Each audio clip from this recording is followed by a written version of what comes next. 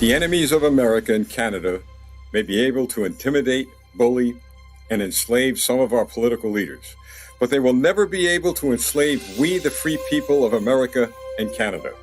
Together, we will, with unrelenting determination and unwavering commitment for the cause of freedom and liberty, march into the offices of those who embrace communism and bring our governments back to the people. Now, some of our actions may be restrained for a short period of time, but our will can't be restrained. Our fight for freedom may at times be stalled, but no matter how much time we are stalled, we the people retain the power to hold the line and advance once more toward victory. We will never quit, and we will never surrender. We are in this fight together forever, and together we will win. Let us always remember the scripture in Galatians 5:1. It is for freedom that Christ has set us free. Stand firm, then, and do not let yourselves be burdened again by a yoke of slavery.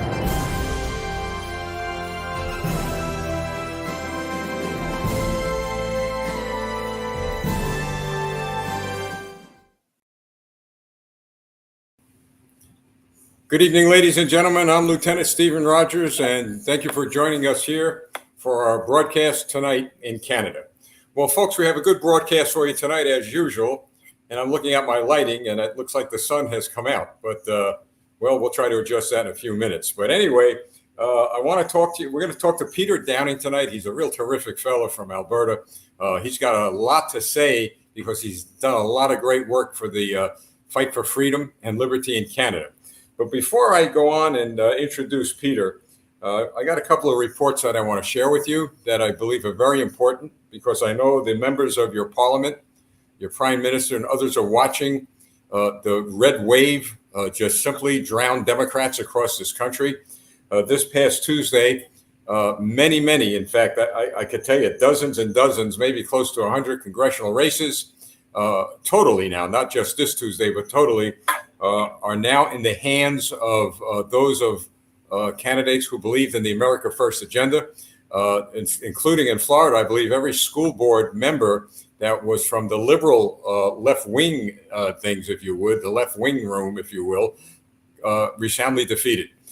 President Ron DeSantis, Governor Ron DeSantis had endorsed a number of candidates, backed them, and they all won.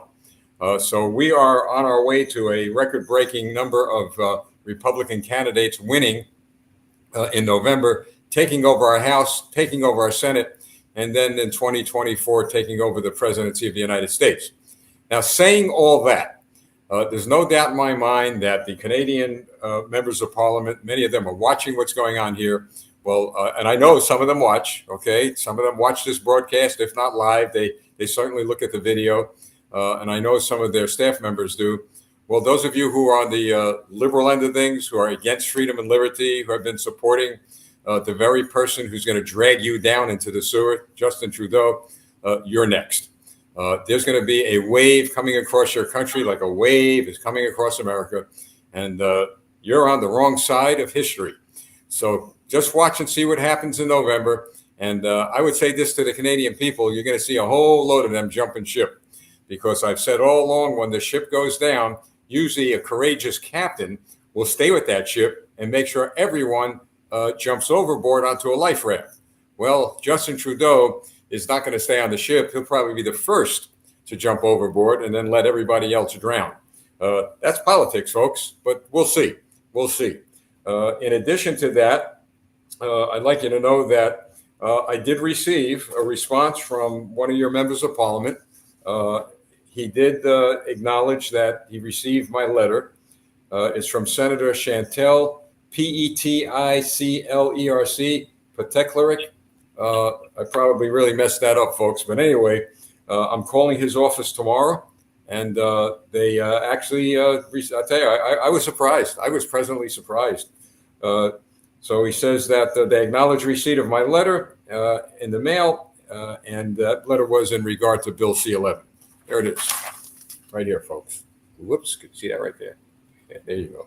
Vincent Corte is, I believe, his chief of staff. So I'm going to invite there, Vincent, if you're listening or watching, I'm going to invite you for a cup of coffee when you come to America, because I'm probably not allowed in your country, but maybe we can have a cup of coffee and sit down and talk about that issue. But thanks so much, Mr. Senator, and we'll be in touch with you. Well, now let's talk to Peter Downing. Peter, we seem to have worked out our issues, right? We seem to have worked out our problems, and there is Peter. Now, I'm sure you hear me now, right, Peter? Yes, Lieutenant. Thanks for having me on. Oh, thank you. All right. So now, folks, there may be a little delay because we did have a little bit of a problem via computer, but we have Peter on visual and on the phone. So, Peter, if you speak up, we're going to be just fine. So could you Sounds good. Please introduce yourself? What do you do? What's your job in Alberta? And what have you been doing with regard to the fight for freedom? Because I know you're doing a heck of a lot. Yeah, well, thank you. My background is law enforcement. I served 9 years with our National Police Force and a couple of years as an Army Reserve officer. I work in the Alberta oil field right now. That's kind of my main job. But in January of this year, I started a paralegal service. And what it was designed to do was to help the people who were being put on involuntary leave for their COVID-19 vaccination status. So I dealt with a lot of the human rights issues. I'm still dealing with human rights issues through the Alberta Human Rights Commission and the Canadian Human Rights Commission on behalf of clients. I also have been doing work on behalf of clients to hold police officers and police forces accountable when either they violate somebody's rights or they apply the law differently in many cases. It's what we see when they're following political orders. They apply the law differently, and we hold them accountable through the Alberta Police Service Act and the RCMP Act when necessary. Now, Peter, we have collected a lot of data. Our project Maple Leaf is going to be wrapping up its executive summary soon. And there are some videos that we saw are very troubling. Some of them are still in the hands of some police professionals here in America, and we're waiting to get their opinions back. But as a police professional, maybe it'd be good for some of the people in Canada and in the United States who's watching the view of a police officer who worked up there with regards to some of the things that went on. So let's talk about this if we could. Now, if there are things, I know you're involved in helping some of the individuals in your country with some investigative material, et cetera. So if anything you feel is going to compromise an investigation, say no comment, all right? We don't want to mess that up. For sure. Now, well, first of all, I understand you are helping some of the pastors out. You're doing some work for them. Could you comment on that? Yeah, one in particular, and I asked his permission before commenting on anything, and he's given me permission for anything that I have to say. So, Arthur Pulowski is a good friend of mine. We've been friends and working on common political interests since 2015, when a friend of ours was fired from his job as a bus driver for not driving a LGBT pride bus. He was fired because of his Christian beliefs for not taking part in that. So that's kind of how Arthur and I connected in 2015. So obviously everybody knows the issues Arthur's been going through on behalf of freedom for all of us, and I've been honored to help him out where I can. In relation to his incarceration, in relation to human rights violations that he's had, and also in relation to the differential enforcement by the Calgary Police Service. In 2020, 2020 and onwards, we've seen that very, very famous video and picture of Arthur being dragged in traffic into a police car for quote unquote violating public health orders, which have now been deemed to be illegal. We filed a complaint with the Calgary Police Service against their own standards of service, because when they were arresting pastors in 2020, 2021, what they also were doing at the same time was they were taking part in Black Lives Matters and Antifa protests. You can Google Calgary Police and Black Lives Matter. There'll be pictures of Calgary police officers kneeling at those rallies with multiple thousands of people in attendance. Supposedly, if COVID was such a big killer, they wasn't very publicly safe. They're kneeling, they're taking part in that. The next year was the Al-Quds, kind of like the pro-Palestinian, kind of anti-Israel type protests that go on year over year. The Calgary Police did no enforcement on that. There were videos. You can go on Archer's YouTube, and you can see some of those videos of non-enforcement. So just how the police obeyed the orders of politicians, which that's not what it means to be a police officer. You have to apply the law impartially. But we see the major difference in terms of what they did to Archer versus what they did in support of Black Lives Matter, and how they completely gave the Alcuds protesters free rein to do whatever they wanted. You know, that's interesting. We have had some reports about that, and some of the questions that have arose on this end of the field, if you will, in this country is the police there seem to, and I'm not saying this is fact, but some of what you're telling me kind of confirms some of the thoughts process here in America. It seems the police are targeting Christians and Jews, and they're allowing a lot of anti-Israel, whether it be from one group or another. It doesn't make the difference. But what makes the difference is that if you're enforcing these executive orders, if you will, these edicts from a dictator on Christians and Jews, and not on anyone who is a non-Christian and a non-Jew, that tells me that there's something really wrong going on here. Is that the case as far as you see it? And like I said, I'm not saying it's fact. I don't have those facts, but based on what you just told me, I mean, a person could only draw that conclusion. Yeah, I mean, there's some other facts, and anything that I'm going to say is public, and we talked about this beforehand, the convictions of Pastor Tobias Thiessen and others in Canada. The RCMP not too long ago came out and said that they had reasonable grounds to believe that Justin Trudeau committed fraud in relation to the Aga Khan case. So, apples and oranges.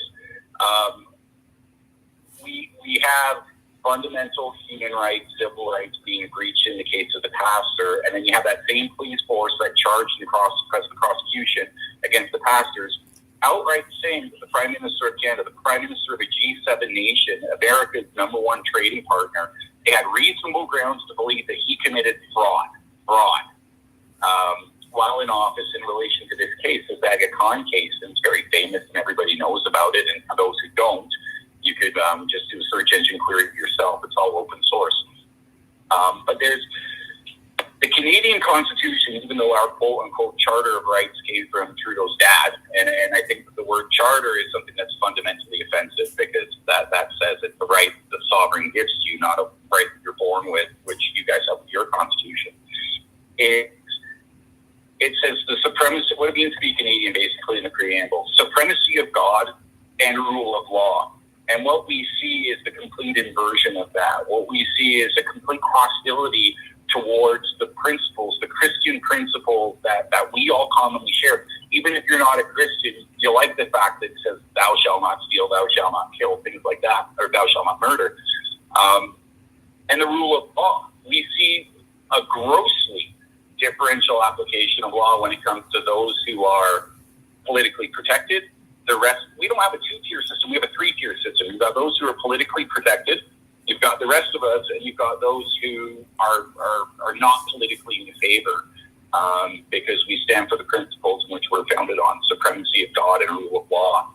And that's what we have right now, and those of us who do stand by those principles will die on those principles, because those are just so fundamentally a part of us that we're going to do it and we're not going to stop. And you read the Bible enough, God can save by a lot, or he can save by a few. So we know we're on the right side of history. We know the Spirit of the one who sustains us, and we're going to keep doing what we're doing, and we're going to win.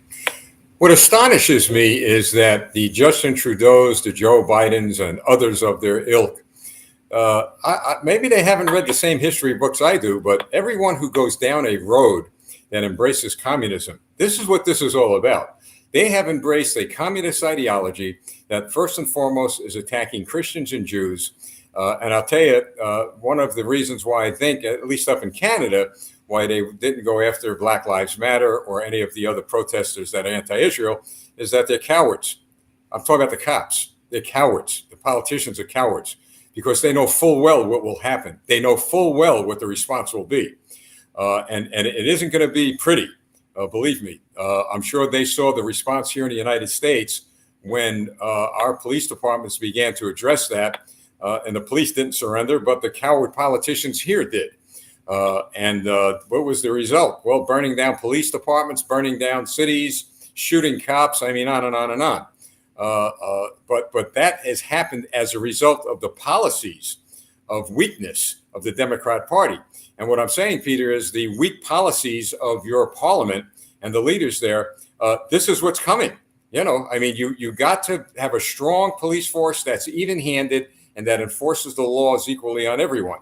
But again, cowardly acts will embolden those who will commit criminal acts, even to commit more criminal acts. So I think that's part of the answer to the question. But the house of cards is going to fall. Look, trust Justin Trudeau, based on everything I've read. Look, I didn't even bother thinking about the guy until I got involved in helping the Canadian people with their fight for freedom. Like I said, he was never on our radar. He was just a young guy running around, prime minister. And we thought he was a popular guy and, go do your thing. Now we find out little by little, and now more and more and more, that this guy may be the most corrupt guy in the free world. I mean, this guy is some slick operator, but he's going to get caught. You see, the most powerful people in the world get caught. And as you said, what does the Bible say? Pride cometh before the fall. So this guy's running around the globe. He's jetting here, jet setting there. But he needs to understand something. The only reason why he's a popular guy right now is because he's giving money away. He's giving the people's rights away. He's creating a situation where he's getting he doesn't even see this because he's that blind, in my view. The WEF and others are sucking the blood right out of him. And then they're going to chew him up and spit him out, and nobody's going to be around to help him. That's my view, my opinion. Based on what? Based on what I've seen in this country. Every politician who gets to a point of almost a dictatorship, they end up going. Joe Biden's going to go. I don't even know if this guy knows what he signs. He's just, every day signing a check, $300 billion this week. He's giving tons of money away, I mean, but my point is this. What you're articulating to us is what we see here as a pattern of corruption, again, in our opinion, and they all get caught. They all get caught. Look, you're a cop. I'm a cop. I'm sure, like me, you've been involved in investigating organized crime figures. Really tough, powerful, organized crime figures. And they'll be the first to tell you, well, we know we always get caught. It's just a matter of time. But we have insurance policies so that when we get out of prison, we'll be fine. That's why they don't talk, you see. But they know already what the name of the game is. So I see Trudeau, and I say this again to those of his supporters watching, to the members of parliament watching, and to others who love Trudeau watching. You're going to go down with him. If you're part of his crew there, you're going to go with him. It's as simple as that. The Canadian people continue. It's astonishing what you guys are doing. Continue to work within the framework of the law. There's no riots. There's no violent protest. But saying that, you have caught the eye of politicians here. In particular, we have one, Elsie Stefanik in New York. She has actually called your prime minister and government out for the ArriveCan instrument. So that a case in point. Now, any movement up there on what's happening with that ArriveCan piece of junk and how it's affected us?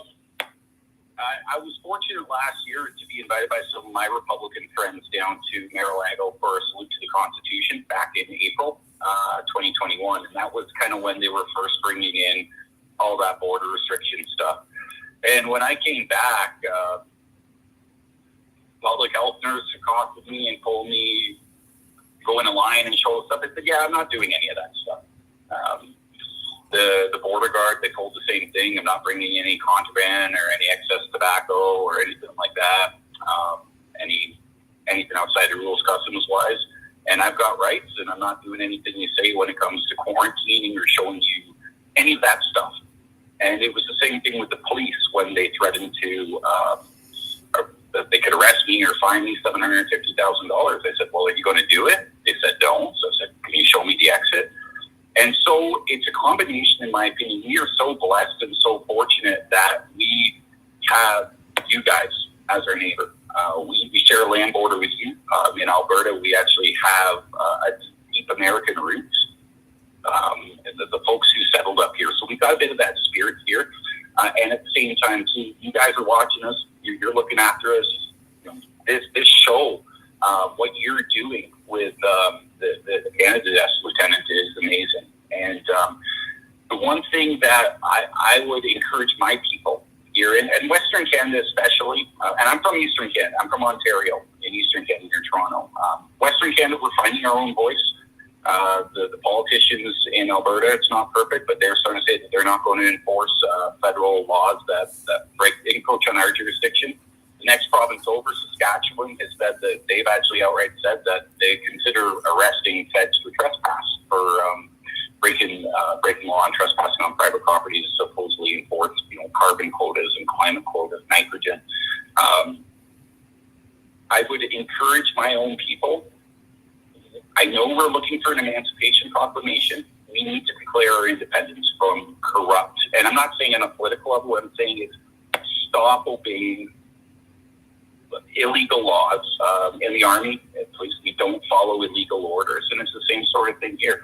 We have to stand up as people. We are standing up as people, and again, just like throughout history, the majority of people are quiet until those few people stand up. We've seen it with Pastor Arthur. We've seen it with Tamara Litch, both fantastic people in Alberta. And we're seeing it more and more. Representative Stefanik, yourself, Missouri Senator Josh Hawley, the Ohio State Legislature came out and put Canada on the watch list. We are blessed. I think there was a New Mexico Congress lady who was talking about asylum for Canadians. So we are just so grateful for your love and your care for us. Well, yeah, you have wonderful, wonderful people in your country, and we're just honored to be your neighbor. The interesting thread that I continue to see in all the mail I get, and then connecting the dots with our Project Maple Leaf. There seems to be, and look, this is not a conspiracy theory. I don't believe in them. I like facts. You're probably a lot younger than I, but I'm going to ask you a question. Do you remember an American law enforcement show called Dragnet? It goes way back in the 50s. And so you see, I'm looking at that. Folks, I hate when I get that look, because I know, then I know how old I am. I hate that I get that look. There he is, a young guy. Okay. Well, anyway, folks, to give you an idea, those of us who are cops, many of us have been glued to the TV set in the 60s and 70s, all right? Watching Dragnet with Jack Weber. He was an actor, and he was Sergeant Joe Friday. And Peter, him and his detective partner would go to the scene of a crime, and they'd interview a person. And I know you've been through this, where you're trying to get the facts out of the person, but they're going on and on and on about the history of how we led up to the crime. So Joe Friday would take out his pad and say, "Ma'am, just the facts, ma'am, just the facts." So what I'm saying is, here at Campaign for America, what we're doing is, all we do is get the facts. We get the facts like what Peter has shares with us. So many of the facts that we've gotten, or many of the videos and information we've gotten, we've had vetted not by one or two people, but by a dozen people. And some of the videos we have, and I'm going to ask you to weigh in on this, Peter, regarding the actions of police officers, not only at the protest, but far away from it. I mean, smashing windows, smashing construction equipment. I think the video that bothered a lot of the cops here was a young man. I don't know. I don't remember if we had him on our show. Maybe we did, but he was in his truck, and a cop comes up to him. One of your Canadian police officers come up to him, orders him to roll his window down, which he complies. And then the cop says to him, "Get your truck out of here." So the gentleman, the citizen, your citizen, is telling the cop, "Well, I'd like to, but you got a car behind me. I can't get out. I can't back the truck out." So he's talking to this cop through his window, and another cop, you could see it as clear as day because the driver of the car had his video on, gets in front of his car, Peter, takes his revolver out and points it right at the windshield. I mean, this is an unarmed civilian, absolutely no act of violence, complying with a police officer. Now, we have the identity of that cop, okay? We have him on video. And we don't have his name. I don't want to mislead people. We have him on video, so we have his identity. And we're keeping the identities of these officers. And at such time, we're going to find some member of parliament who has courage, which a lot of them don't, like our Congress, a lot of them don't. But we're going to find somebody who has courage and who's going to file some sort of inquiry against these officers. If not, I'm sure there are lawyers up there who we're going to be able to talk with and end up filing lawsuits. Now, do you have we have something called Judicial Watch here, where they actually invoke the Freedom of Information Act and force the government to give them information that the government don't like to give out. Do you have an organization like that? Because if you do, maybe that's where we could send this information at one point in time. So that's a little bit of what I do with the paralegal service that I created. And for instance, there was I think you'd mentioned earlier, obviously it's public information. There was an airplane flying over top of the Freedom Convoy with American markers. And we have the ability to, I mean, any citizen, anybody who kind of understands freedom of information, whether it's access to information and privacy at the federal level, or whether it's the freedom of information and privacy at the provincial levels, any citizen can pay their fee and they can write to get the government information on that stuff. And I'm not sure of any there's a lot of people who do this. That's something that I do for a number of different issues. But there are a number of us up here who do that. Well, you know what? We'll talk to you offline about that. We got a heck of a lot of information with videos that will certainly get to you. I believe this, Peter, that your government, at least the Trudeau side of the government, never expected this information to cross the border, let alone now those of us across the border looking to take action on it. Now, of course, we cannot. We don't have any legal basis to get involved in your politics. We don't get involved in that. We don't get involved in your elections. Certainly have candidates on up there who would like to speak to issues. So we know full well we can't interfere, what I'm saying, with your legal electoral process. But what we can do, though, is send information out from the United States to Americans. And this is why you're starting to see American elected officials starting to step up and to start to voice their views on these issues. I'm waiting till the elections in November. They'll be sworn in January, and then we're going to go, full speed ahead with regard to a lot of the information we have. We're preparing the groundwork now. People ask me, well, what are you looking for there, Lieutenant? Well, I'm looking, folks, for a couple of things. I'm looking for people to get prosecuted in your country I'm talking about politicians who have violated what I believe not only perhaps the laws of your country, but violated human rights laws. That's number one. Number two. One thing I'd like to add for yourself and for everybody who's listening, one of the advantages that we have in Commonwealth countries, in Canada in particular, is that we don't have to go through the Department of Justice to file a criminal charge. For instance, there was a politician in Alberta, the same one, ironically, who was throwing pastors in jail, Pastor Archer, Pastor Stevens, and others, who he tried to get his ticket. He got a cell phone ticket. He was on his cell phone and looking at it while driving. Cop gave him a ticket. He tried to fix the ticket, and there was a former retired Court of Queen's Bench justice who did a investigation and said that yes, he tried to obstruct justice, interfere with the administration of justice. I was sitting there looking and saying, well, why hasn't anybody charged him? The police, too afraid and that kind of stuff. So I did. Just any citizen who knows some of the law is that when these politicians, and we got a criminal investigation and it's an ongoing thing right now, it's going to work its way through the process. But when the police don't lay a charge, or they're too scared, because a lot of police officers, as you might hear, we have big problems that they care more about their pensions, their paychecks, and their promotions than doing what they signed up to do, not what they swore to do, because apparently here we swear an oath to the Queen and to their successors, and not to the people of Canada, and not to any kind of constitutional principles. But we have the ability to lay those private charges. It's a very easy process to do. And the only thing that I say is you just have the facts. You just have to have the evidence, and we can lay those charges in any case where the police don't. But again, we don't want to bring anything frivolous. We only do it when there is evidence. Well, let me ask you this question then. So if we have videos, right, of what looks like criminal conduct, that's probable cause, I would say, for a charge. Now, here's a question you may not be able to answer. But I'm curious about something now.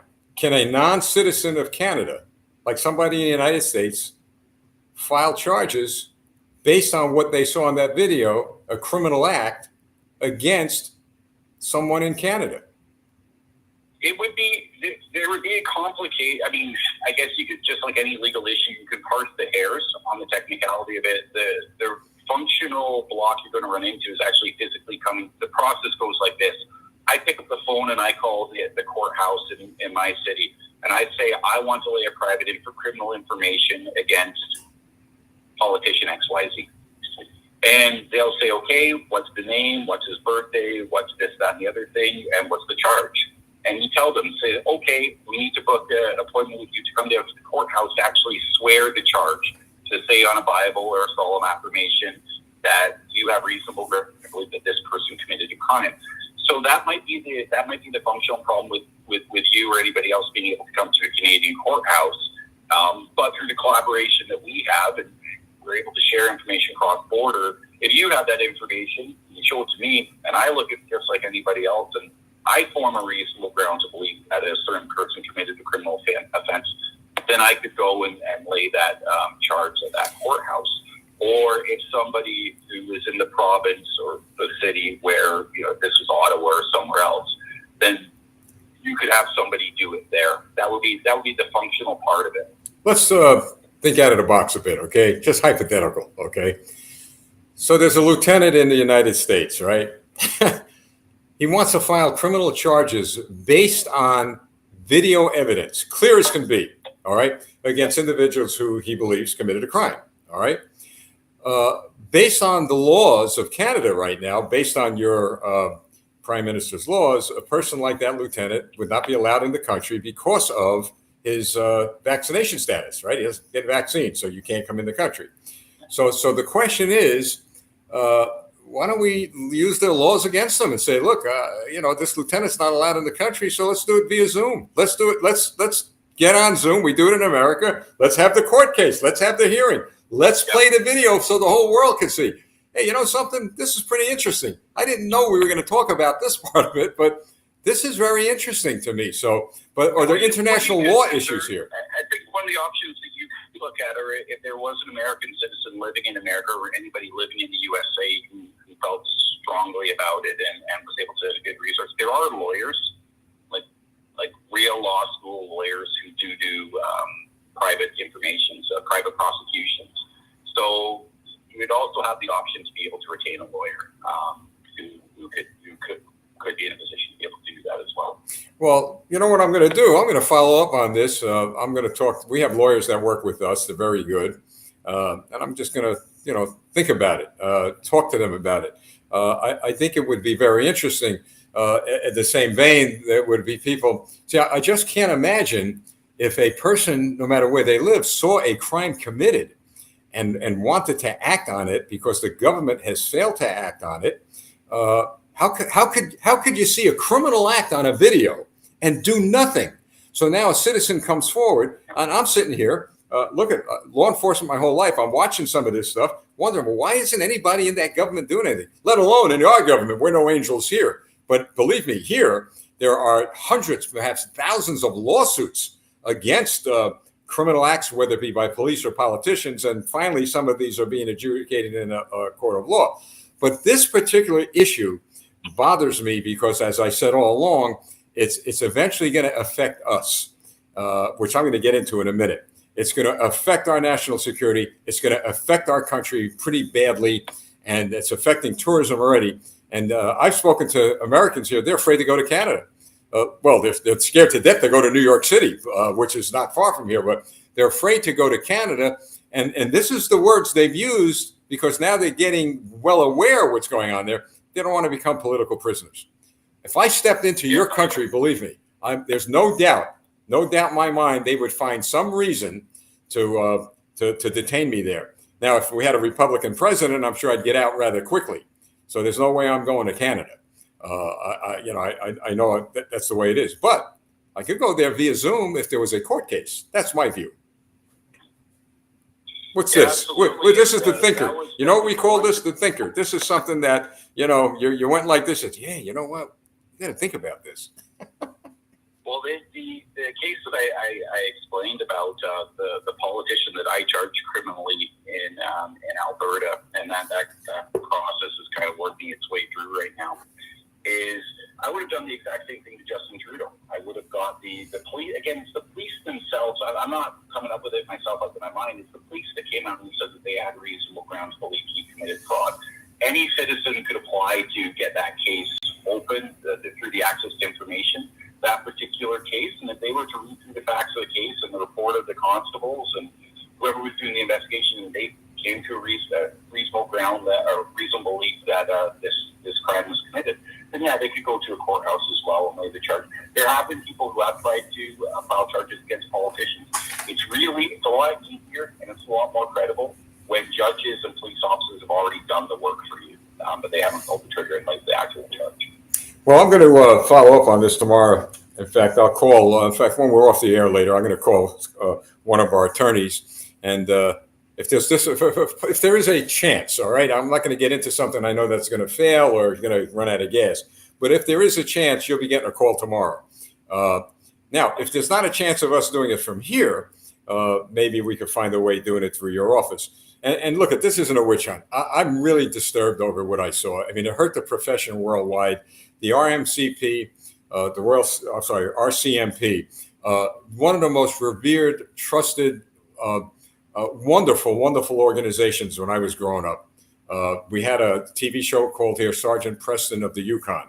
It was all about the Royal Canadian Mounted Police, and as kids, we saw them on their horses. Wonderful organization. And what has happened to it is I liken it to what's happened to the FBI here. I worked with the FBI agents. I worked at their headquarters. The greatest law enforcement agency, perhaps in the world, has been tarnished and destroyed by the politicians in Washington. So you see, folks, when I say Canada and America together forever, well, this is why we're together. We're suffering the same fates. You guys a little bit more than we are in the suffering stage. But the fact is, we're in this fight together. We're going to win. We're going to win.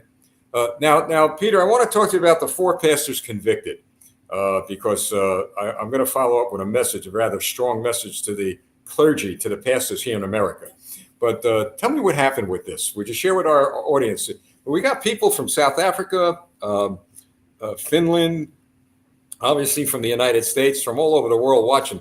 Give us an idea what happened with that case. Pastor Teben, was it also? Teben, is that his name?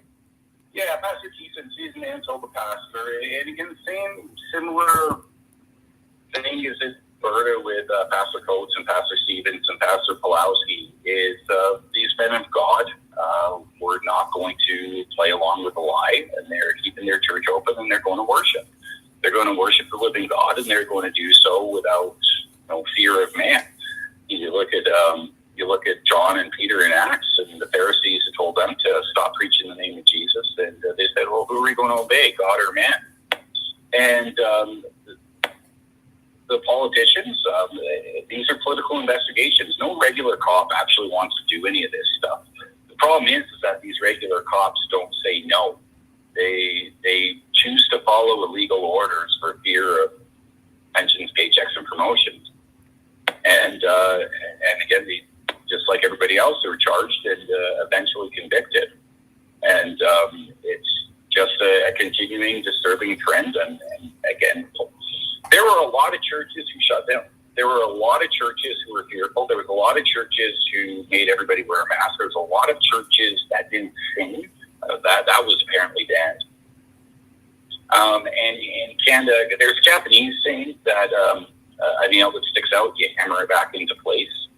And that's a little bit more of the culture here, or at least that people go along with. So when people stick out in Canada and they don't follow illegal orders, they're more noticeable.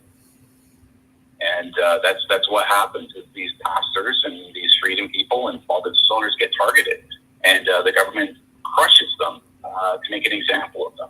But they certainly ended up crushing the government with some of these cases being thrown out. And I think it was Pastor Arthur where the charges were thrown out, most of them? That was in relation to the injunction by Alberta Health Services, who supposed to be a healthcare agency. They're a private corporation, and you can do an open internet search on Alberta Health Services. They have a partnership with the World Economic Forum. They've had it since about 2008, and they were extremely aggressive.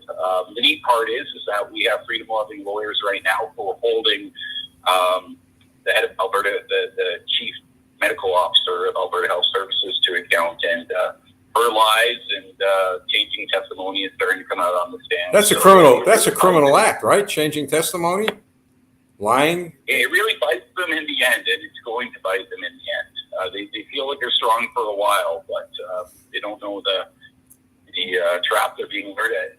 I always like to say is, how do you trap a dangerous animal? Well, you catch it in their lies. Yeah. Now, Will, here, what I've encouraged people to do, as well as cops who are wrongfully persecuted, to file civil lawsuits for money.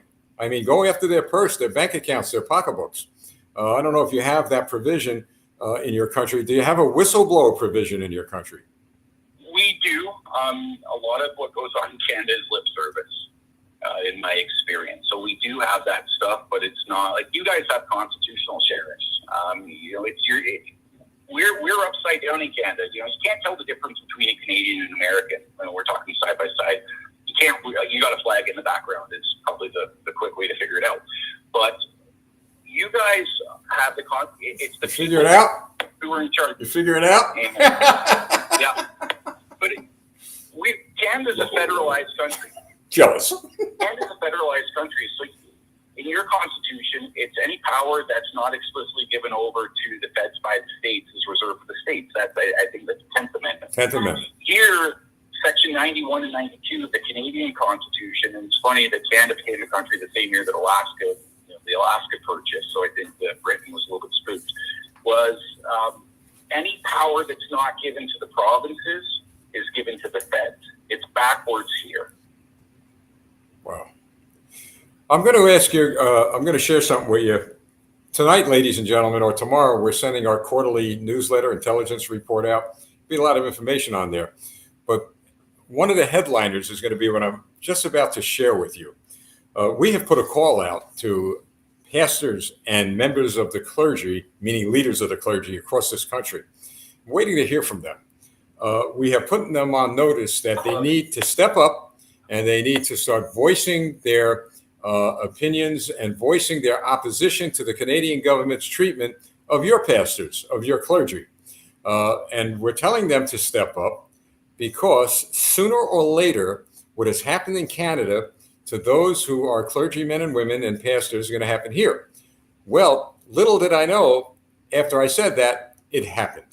I'm going to read something to you. And this is what we have put out in that intelligence report and in a personal letter to thousands of pastors across this country in the next few weeks. And then I'll share with you what we're doing. A letter sent by New York Attorney General Letitia James to Cornerstone Church of Batavia, New York, threatened the church in advance of its hosting a Reawaken America tour event this past weekend, with an investigation and prosecution of, listen to this now, Peter, acts of violence, intimidation, threats, or harassment toward others based on a belief of perception of characteristics including race, national origin, gender, or sexual orientation. Now, this comes about as a result of the United States Supreme Court ruling against abortion. So what did this Attorney General do, who I think needs her head examined? In fact, I have suggested that she really see a mental health therapist, because this clearly, in my view, is in violation of the Constitution of the United States, violation of the protections under state and church, and on and on and on. But she went off and did it. It's a scare tactic. It's an intimidation tactic. I haven't found out exactly what took place and how this pastor is fighting back. But my point is this. It's here, American pastors and church leaders. And it's here because the Communist Party has had great, great influence on the political operatives in the Canadian Parliament, on the political elements in the Parliament. This is all communism, folks. You got to be dumb, for goodness sakes, if you haven't looked at history and see how the Communist Party works. They go after your God. They go after your worship. They go after your pastors, your priests, your nuns, whatever, anything to do with God, they go after first. Take away their faith, you've taken everything away. Well, That's what they tried to do in Canada. But I've got to tell you, Peter, to their shocking surprise, it strengthened the faith of the Canadian people. It strengthened the faith and the will and the strength of the people and the pastors. Now, we could prevent this from happening here, pastors here in America and clergy members, if you stand up and you begin to do what your colleagues did in the 1700s. They were men and women enough to fight the good fight of faith within the framework of the law by getting information to their congregations and sharing with them to stand up and to help your neighbors in Canada. That's all we're asking. So, Peter, here's what we're doing. In fact, I'm going to invite you in on this meeting, all right, when we have it. Sometime in October, we're scheduling a very private, invitation-only Zoom meeting with some of the pastors in Canada who've been arrested and persecuted, with the pastors who get in touch with us here in America. We're going to have a roundtable discussion, invitation only. Nobody's going to know who's there other than those of us who are there. In other words, we're not going to publicize that. But we want to let the pastors in America see and hear for themselves what's coming if they don't stand up. To sit back and do nothing is a real problem. And I don't like that. I don't like that. When we got neighbors across the border being jailed, imprisoned, and some of them have been beaten by a free government, and there was a time early in the COVID stuff. I mean, we started an underground church ourselves for the exact same reason, and there was times where we're leaving our cell phones and our trucks and that kind of stuff, concerned that people are going to come in on our church service. God has always, Lord Jesus Christ has always strengthened those who are faithful to Him. And the churches here that stood against the government, we've been growing. We're strong. I'm not just in numbers, but in faith, in spirit, in blessing, in every single way. Our God is faithful.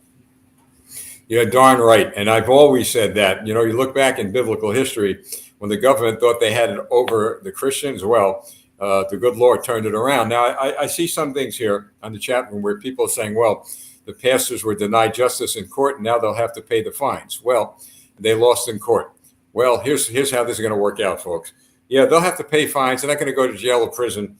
But I believe that the people of Canada and some here in the United States will pay those fines for them.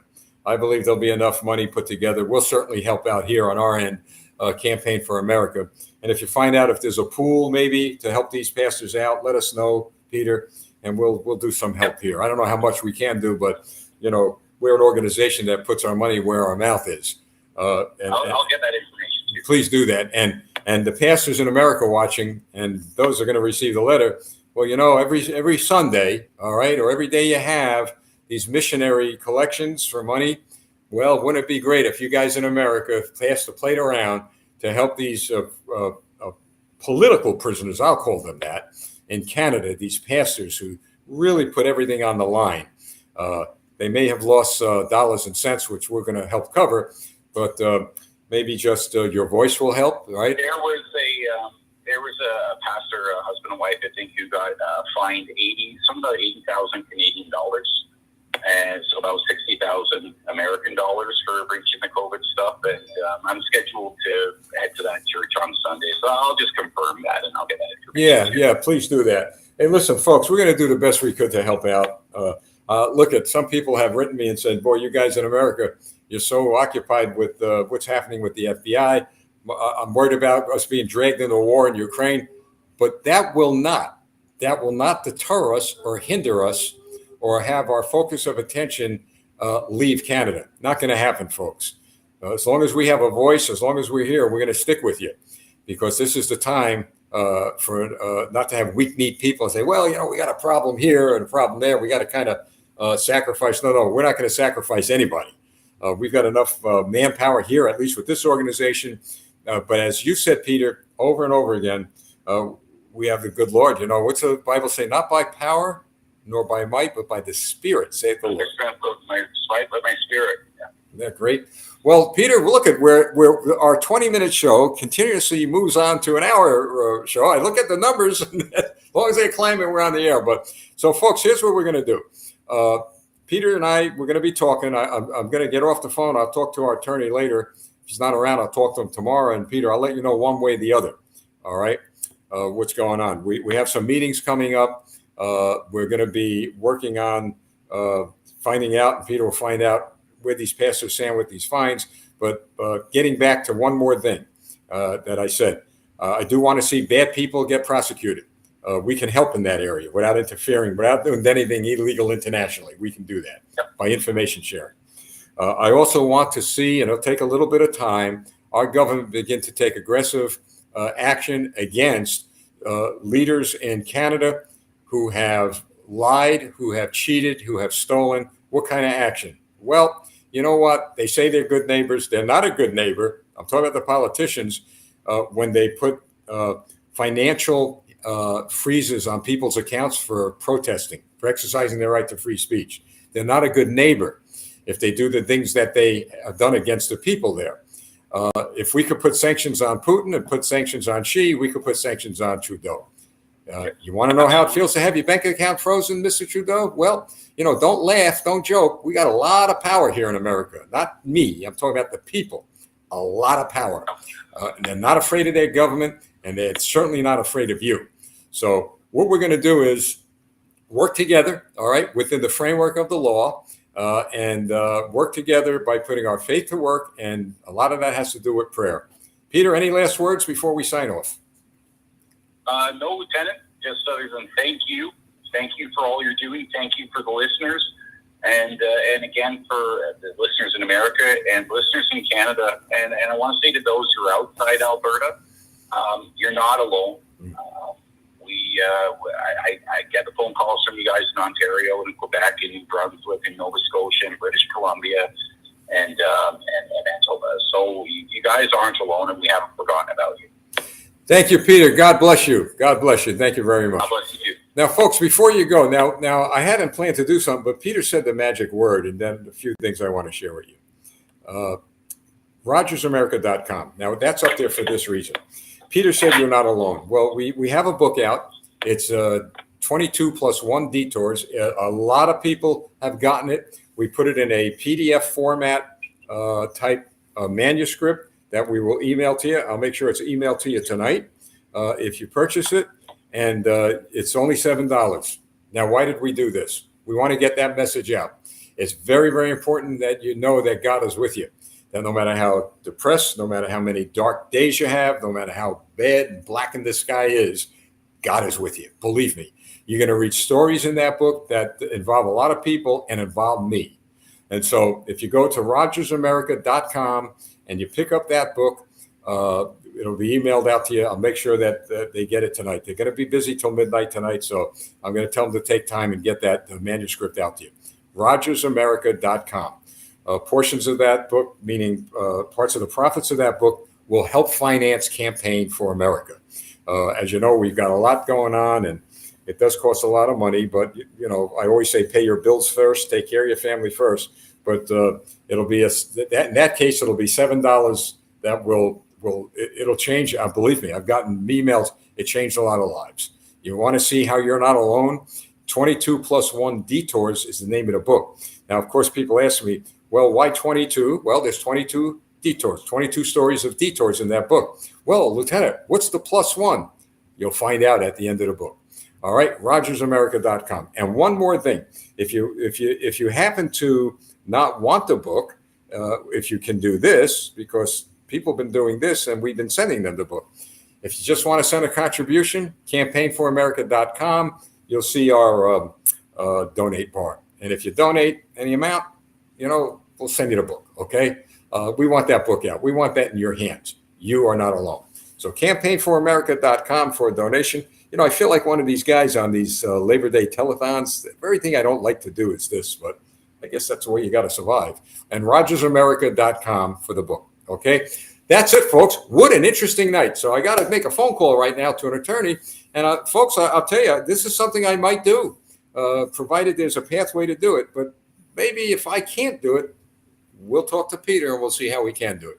Let's start moving forward with this. A lot more going on. You'll hear a lot more. Thank you for joining us tonight in Canada. Man, you live in a great country. Love that flag. Love this flag. And what does this represent? Together. Together, folks. We're going to work together. We're going to fight together. and we're going to win together. God bless you all. See you next Thursday night on Tonight in Canada and Monday night on Tonight in America. Thank you. God bless you all. I'm Lieutenant